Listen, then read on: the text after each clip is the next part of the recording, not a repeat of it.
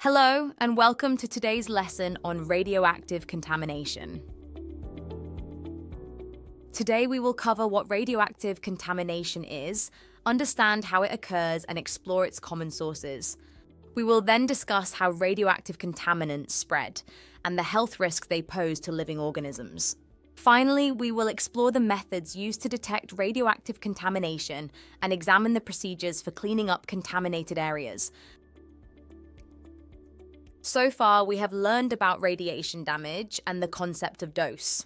You understand that radiation exposure can harm living tissue and the importance of measuring radiation does to assess risk.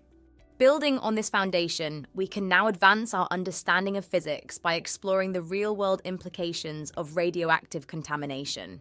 This will help us grasp how physics principles apply to environmental safety and public health. Let's get started. Radioactive contamination occurs when radioactive materials are unintentionally released into the environment and come into contact with surfaces or objects. These radioactive materials decay and emit potentially harmful radiation. This contamination can result from various incidents such as nuclear reactor meltdowns, spills during the handling or transportation of radioactive materials, routine operations in nuclear facilities, or improper disposal of radioactive waste. Once released, radioactive contaminants can disperse through air, water, or soil, significantly impacting living organisms and the environment. This can cause significant health risks. For example, exposure to high levels of radiation can cause immediate health effects such as nausea, vomiting, and fatigue, commonly referred to as radiation sickness. Prolonged or high-dose exposure to radiation also increases the risk of developing cancer later in life. The radiation can damage cellular DNA, leading to uncontrollable cell growth and cancer. Radioactive contaminants can also lead to genetic mutation. Radiation can cause changes in the DNA of reproductive cells, leading to potential birth defects and hereditary conditions in future generations. Depending on the radiation type and exposure duration, other health issues such as cardiovascular diseases and decreased immune function can also occur. In the event of severe contamination, affected areas may need to be evacuated or restricted to prevent further exposure to radiation. This highlights the importance of understanding the severity of contamination and implementing safety measures to protect public health and the environment. To minimize the impact of radioactive contamination, detection and cleanup are crucial. Monitoring and detection systems are employed to identify areas of contamination accurately.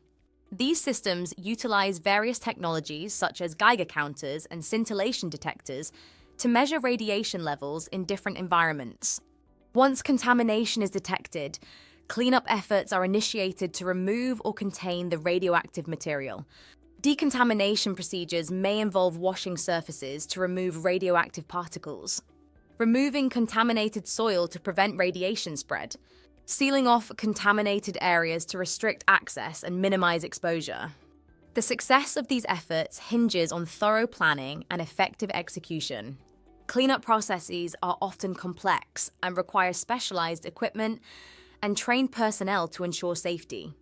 In summary, understanding radioactive contamination and its effects is vital to preventing and managing potential hazards. Through education and vigilance, we can safeguard both human health and the environment from the detrimental effects of radioactive contamination. Let's look at some extensional knowledge. To understand how long radioactive contamination can last and its long-term effects, let's explore the case of the Chernobyl disaster. On April 26, 1986, the Chernobyl nuclear power plant in Ukraine experienced a catastrophic explosion and fire, resulting in one of the worst nuclear accidents in history. This disaster released massive amounts of radioactive materials into the environment, leading to widespread contamination. We'll look at the lasting impact of this contamination on wildlife and how they have adapted to these conditions. In the immediate aftermath of the Chernobyl disaster, the affected areas saw a drastic reduction in wildlife due to the high levels of radiation and the evacuation of human populations. However, as radiation levels gradually decreased, wildlife began to return and even thrive in some areas. Here's how the long-term contamination has influenced wildlife. Studies have shown increased mutation rates and various health effects in plants and animals living in contaminated areas. For example, some animal species have exhibited physical deformities, and certain species, including insects and birds, have shown signs of reproductive issues, such as reduced fertility and developmental abnormalities in offspring. However, there have also been signs of adaptation and resilience. Interestingly, some wildlife populations have adapted to the contaminated environment.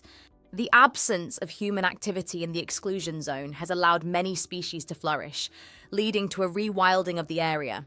For example, populations of wolves, deer, and wild boar have increased, as human-induced pressures have been removed.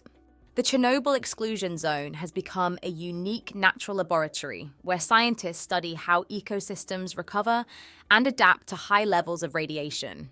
This research provides valuable insights into ecological resilience, the adaptability of different species, and the long-term effects of radioactive contamination. The Chernobyl disaster serves as a poignant example of how radioactive contamination can have long-lasting effects on the environment. While the initial impact was devastating, the subsequent return and adaptation of wildlife highlight both the resilience of nature and the need for continued monitoring and research. In today's lesson, we examine the concept of radioactive contamination and its various effects. We began by defining radioactive contamination as the unwanted presence of radioactive materials on surfaces, or within solids, liquids, or gases. Furthermore, we explored the sources of contamination, such as leaks from nuclear reactors, medical waste, and accidents involving radioactive substances. We also considered the health impacts of contamination, including potential increases in cancer risk due to internal exposure once radioactive materials are ingested or inhaled. Lastly, we touched upon measures to control and prevent contamination, including proper handling and disposal of radioactive materials, and the use of protective clothing and barriers. Understanding radioactive contamination and its effects is crucial for ensuring safety in environments where radioactive materials are present, as well as for protecting public health and the environment.